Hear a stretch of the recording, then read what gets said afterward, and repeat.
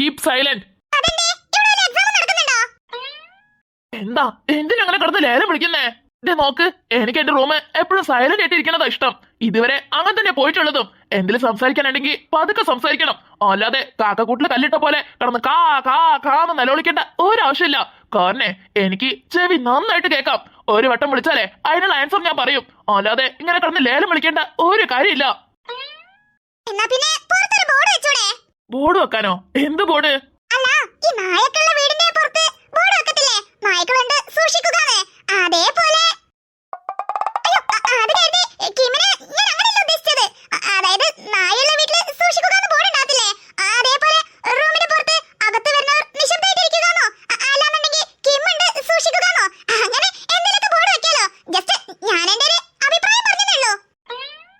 ഇതിനൊക്കെയുള്ള പണി പലിശ സഹിതം ഞാൻ തിരിച്ചു തരും, നോക്കിക്കോ. ഇനി മുതലേ വെറും നിന്റെ ഹസ്ബൻഡ് മാത്രല്ല ഞാന്, നിന്റെ ഓഫീസിലെ ബോസും കൂടിയാ. അപ്പൊ പിന്നെ നിനക്ക് ഏത് സമയത്ത് എങ്ങനത്തെ പണി തരണമെന്നേ എനിക്ക് നന്നായിട്ട് അറിയാം. ഇന്ന് ഓഫീസിലോട്ട് വാ, ശരിയാക്കി തരുന്നുണ്ട് ഞാന്.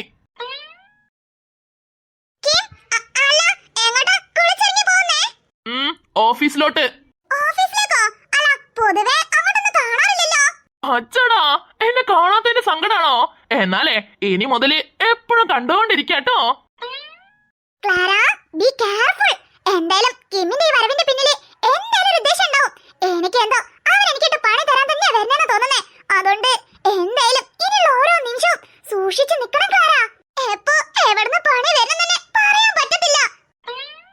അല്ല, എന്തേ ഇങ്ങനെ ആലോചിച്ച് നിക്കുന്നേ? പേടിയാവുന്നുണ്ടോ?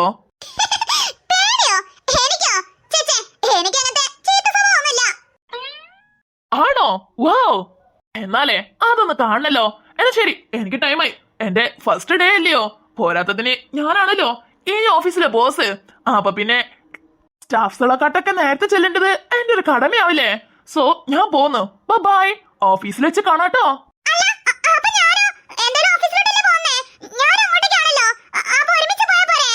അയ്യോ, അത് പറ്റത്തില്ല.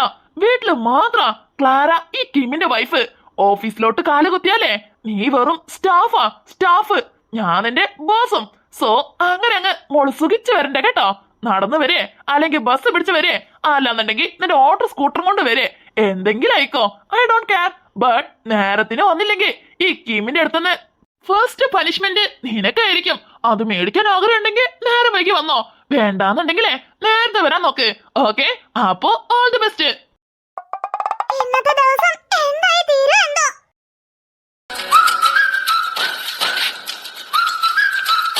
എന്തൊക്കെയോ എവിടേക്കോ ഒരു തകരാറുള്ള പോലെ. ഈ തേജ എന്തിനായിരിക്കും രാവിലെ തന്നെ ഇങ്ങോട്ടേക്ക് എഴുന്നള്ളിയത്? അതും ഞാൻ വരുന്നവരെ അവള് ലൂസിനോട് എന്തോ സീരിയസ് ആയിട്ട് സംസാരിക്കുന്നുണ്ടായിരുന്നു. ഞാൻ വന്നപ്പം ആ മിണ്ടാട്ടം തന്നെ നിന്നല്ലോ. Something wrong. ആദ്യം അതിലൊരു തീരുമാനം ഉണ്ടാക്കണം. എന്താ അവര് സംസാരിച്ചെന്നും എന്തിനെ കുറിച്ചാന്നും എന്തായാലും അറിഞ്ഞേ പറ്റൂ. എനിക്കെന്തോ ലൂസിക്കും എനിക്കും നടുവിലുണ്ടായ പ്രോബ്ലത്തിന് തന്നെ മെയിന് കാരണം തേജ എന്നവരെ തോന്നി തുടങ്ങി. എന്തുകൊണ്ടാന്ന് എനിക്ക് ഇപ്പൊ വരെ മനസ്സിലാവുന്നില്ല. എന്തായാലും വൈകാതെ തന്നെ ആദ്യം ഞാൻ കണ്ടുപിടിക്കും. എന്റെ മനസ്സിൽ അങ്ങനെ തോന്നിയിട്ടുണ്ടെങ്കിൽ അതിന് തക്കതായിട്ട് എന്തെങ്കിലും കാരണം ഉണ്ടാവും. ഈ പ്രശ്നങ്ങളൊക്കെ നടന്നത് മാരേജിന്റെ അന്നല്ലേ? മാരേജിന്റെ മണിക്കൂറുകൾ മുന്നേ വരെ ഞാനും ലൂസി സംസാരിച്ചതാ. അവക്ക് അപ്പോഴൊന്നും ഒരു കുഴപ്പമില്ലെങ്കിൽ പിന്നെ ഒരു മണിക്കൂർ കൊണ്ട് അവക്ക് എന്ത് സംഭവിക്കാനാ? കാര്യമായിട്ട് എന്തോ ഇതിന് പിന്നിലുണ്ട്.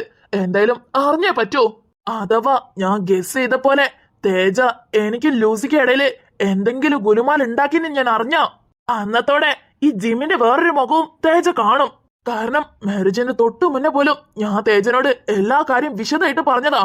എന്നിട്ടും അവൾ ഇങ്ങനെ ചെയ്തിട്ടുണ്ടെങ്കിൽ എന്തായാലും ജിമ്മിന്റെ വേറൊരു മുഖം അവൾ കണ്ടേ പറ്റൂ.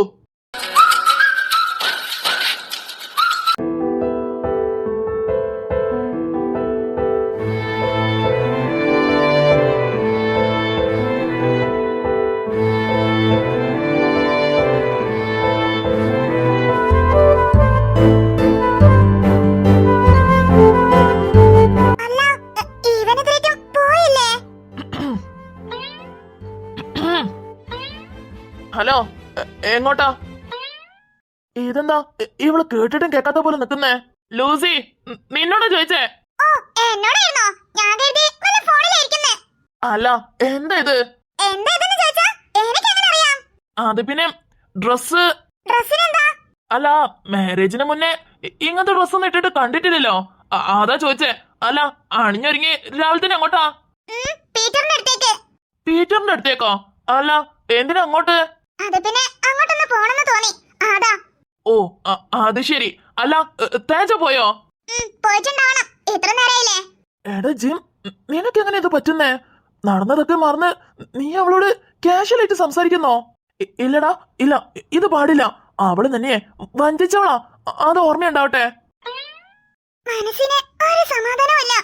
എങ്ങനെയൊക്കെ നടക്കുന്ന ഞാൻ സ്വപ്നത്തിൽ പോലും പ്രതീക്ഷിച്ചതില്ല. ചേച്ചി ഉണ്ടെങ്കിൽ പോലും ഒരു ആശ്വാസമായേനെ. ചേച്ചി ഇല്ലാത്ത സ്ഥിതിക്ക് ഇനി ഞാൻ ഇവിടെ തന്നെ നിന്ന് കഴിഞ്ഞാൽ എനിക്ക് ആകെ ഭ്രാന്ത് പിടിക്കും. എന്തായാലും പീറ്ററിനെ കണ്ട് കാര്യങ്ങളൊക്കെ സംസാരിച്ചേ പറ്റൂ. ഹലോ ഹലോ, എങ്ങോട്ടാ ഈ പറയാണ്ട് പോണേ? ഞാൻ പറഞ്ഞല്ലോ, ഞാനേ പീറ്ററിന്റെ വീട്ടിലേക്ക് പോവാ. ആ എന്നാ ഞാനുണ്ട്. അല്ല അത് പിന്നെ എനിക്ക് പീറ്ററിനോട് ടൂർണമെന്റിന്റെ കാര്യത്തിനെ കുറിച്ച് കുറച്ച് സംസാരിക്കാനുണ്ട്. എന്തായാലും നീ അങ്ങോട്ടേക്കല്ലേ പോണേ? എനിക്കും അവനെ കാണേണ്ട അത്യാവശ്യമുണ്ട്. അതുകൊണ്ട് ഞാൻ അങ്ങോട്ടേക്ക് വരാം. ഞാൻ ഇവിടെ സമാധാനത്തോടെ ഇരിക്കാൻ പാടില്ലെന്ന് പറഞ്ഞ് അവനെ കൊണ്ട് പറ്റാവുന്നതൊക്കെ ചെയ്യുന്നുണ്ട്. ഇനിയിപ്പോ അവിടെ വന്ന് ശല്യം ചെയ്യാനായിരിക്കും. എനിക്ക് എന്തേലും ഉറപ്പാ. അതിനെന്നാ അവൻ വരാന്ന് പറയണത്. എന്താ നീ ഇങ്ങനെ ആലോചിക്കുന്നേ? ഞാൻ പറഞ്ഞ റൂൾസ് ഒക്കെ നീ മറന്നോ? ഇല്ല. ആ അപ്പൊ എന്താ ഇനി ഇങ്ങനെ നിക്കുന്നേ? നടന്നോടെ, നമുക്ക് കാറിൽ പോവാം. ഇനി എന്താ ഇങ്ങനെ ആലോചിച്ച് നിക്കുന്നേ? ഓ നീ ഇനിയിപ്പോ ഈ കാര്യം വേറെ രീതിക്ക് വളച്ചൊടിക്കുകയാണോ? അതായത് നീ ഒറ്റക്ക് പോന്നോണ്ട് നിനക്ക് കൂട്ടിന്, അതായത് നിന്നെ കെയർ ചെയ്യാൻ വേണ്ടി ഞാനും നിന്റെ കൂടെ വരാന്നേ? അങ്ങനൊക്കെ ഒരു തോന്നലുണ്ടെങ്കിലേ അത് നിന്റെ തോന്നല് മാത്രാ. എനിക്ക് പീറ്ററിനെ കാണേണ്ട ഒരു അത്യാവശ്യം ഉണ്ടായിരുന്നു. അതുകൊണ്ടാ ഞാൻ അങ്ങോട്ടേക്ക് പോവാൻ നിൽക്കുമ്പോഴാ നീ അങ്ങോട്ടേക്കാന്ന് പറഞ്ഞേ. അതുകൊണ്ട് മാത്രാ ഞാനും വരുന്ന, ഞാനും കൊണ്ടുപോവാന്ന് പറഞ്ഞേ. അല്ല നീ തെറ്റിദ്ധരിക്കണ്ടല്ലോ എന്ന് കരുതി. ഇനി എന്ത് തെറ്റിദ്ധരിക്കാനാ? എന്റെ തെറ്റിദ്ധാരണകളൊക്കെ നീ മാറ്റി തന്നതല്ലേ. ഇനി ഒരിക്കലും എനിക്ക് ആരോടും തെറ്റിദ്ധാരണ വരാൻ പോണില്ല. മാരേജ് കഴിഞ്ഞ അന്ന് മുതൽ തുടങ്ങിയതാണല്ലോ. ഉള്ളിൽ എന്തോ വെച്ച് പറയുന്നേ, എന്തോ ഇതിന് പിന്നിലുണ്ട്. എന്തായാലും അവളോട് ചോദിച്ചാൽ അറിയാൻ പറ്റത്തില്ല. ഇതിനൊറ്റൊരു വഴി. മാരേജിന്റെ അന്ന് A to Z എന്താ നടന്നെന്ന് എനിക്ക് അറിഞ്ഞേ പറ്റൂ. എന്നാലേ ഇതിനൊക്കെ ഒരു വഴി ഉണ്ടാവൂ.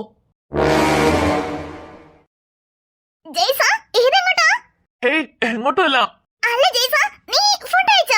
ഇല്ല പ്രിയ, ഞാൻ കഴിച്ചില്ല. നീയോ?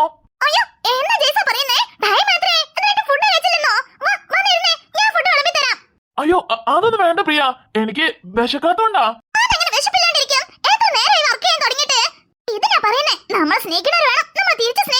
നിന്റെ സ്നേഹത്തിന് ഒട്ടും അർഹതയില്ലാത്തവളാ അവള്. നീ വിശന്നിരിക്കുന്ന പോലെ വിചാരിക്കാണ്ട് റൂമിലെ ചക്ക വെട്ടിട്ട പോലെ കിടന്നുറങ്ങണ കണ്ടില്ലേ?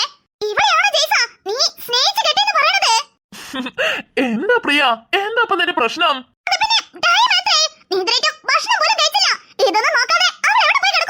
ഓ അതാണോ നിന്റെ പ്രശ്നം?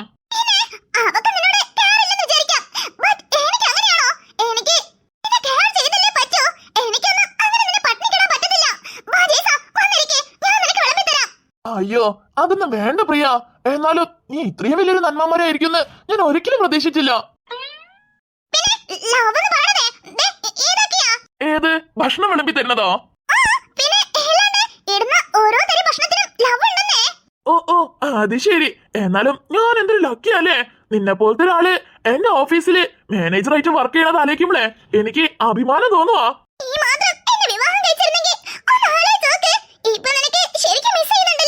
ചേച്ചേ അങ്ങനൊന്നുമില്ല. ഇപ്പോഴും തലനാരിക്ക് രക്ഷപ്പെട്ടെന്നുള്ളൊരു സന്തോഷം മാത്രം. ഹേയ് ഒന്നുമില്ല. എന്നാലേ ഞാൻ പോയി കഴിക്കട്ടെ.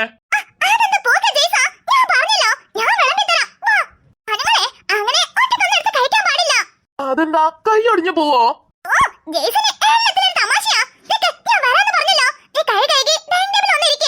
പ്രിയ ലിസൺ, നിനക്ക് എന്നോടുള്ള ആത്മാർത്ഥമായിട്ടുള്ള സ്നേഹം എനിക്ക് മനസ്സിലാവുന്നുണ്ട്.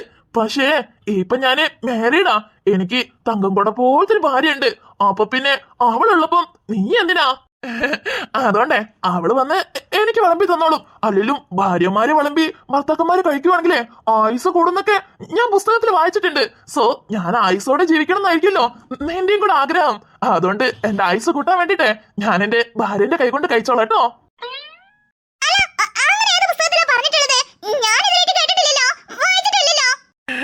അതിനൊക്കെ ടൈം എന്ന് പറയുന്ന സാധനം വേണ്ട പ്രിയ. ടൈം ഉണ്ടെങ്കിലല്ലേ ഏതൊക്കെ നോക്കാൻ നേരം ഉണ്ടാവോ? ഏത് നേരവും വല്ലവരുടെ കുടുംബത്തിൽ കയറി ഇരുന്ന് കഴിഞ്ഞാൽ ഏതൊക്കെ അങ്ങനെ അറിയാൻ പറ്റും. ഫൺ ഫൺ, ജസ്റ്റ് ഒരു ഫണ്ണിന് പറഞ്ഞതാ. ലയാ തുടങ്ങി അവള് ലേലം വിളിക്കാനേ. ലയാ ജയ്സ, കണ്ടോ? നീ വിളിച്ചിട്ട് പോലും അവള് വിളി കേൾക്കുന്നില്ല. എങ്ങനെ പട്ടിണിക്ക് കിടന്നാൽ എങ്ങനെ? വാ, വന്നിരുന്ന് കഴിക്ക്. ഞാൻ വിളമ്പി തരാന്നേ. വേണ്ട പ്രിയ, എന്തിനാ ഇങ്ങനെ ചുമ്മാ റിസ്ക് എടുക്കുന്നേ? അവള് ദേ ഇപ്പൊ വന്നോളും. ലയാ ആ ദേ വന്നല്ലോ എന്റെ സ്നേഹനിധിയായ ഭാര്യ. ഇവൻ എന്തിനാ ഇങ്ങനെ കിടന്ന് വിളിക്കുന്നേ? ദേ എനിക്ക് ഭക്ഷണം തരാൻ എന്റെ ഭാര്യ എത്തി. അല്ല പ്രിയ, നീ ഭക്ഷണം കഴിച്ചതാണോ? ശോ, ഇവളിതിലേക്കും പോയല്ലേ? ഇനിയിപ്പോ ഇവളെ കളി കയറ്റാനെന്ന് പറഞ്ഞ് അവൻ എന്നിട്ടങ്ങ് പൊരിക്കല്ലോ. ആ എന്താ ലയ അവിടെ തന്നെ നിക്കുന്നേ? ഇങ്ങോട്ട് വാന്നേ. അല്ല നമ്മൾ എവിടെയാ നിർത്തിയേ? ആ അല്ല പ്രിയ, നീ ഭക്ഷണം കഴിച്ചായിരുന്നോ? കഴിച്ചിട്ടില്ല, പക്ഷെ വയറ് നിറഞ്ഞേ. നീ പോയി കഴിക്കേ, ഞാനേ ഇവിടെ ഇരുന്നോളാം. ഓക്കേ.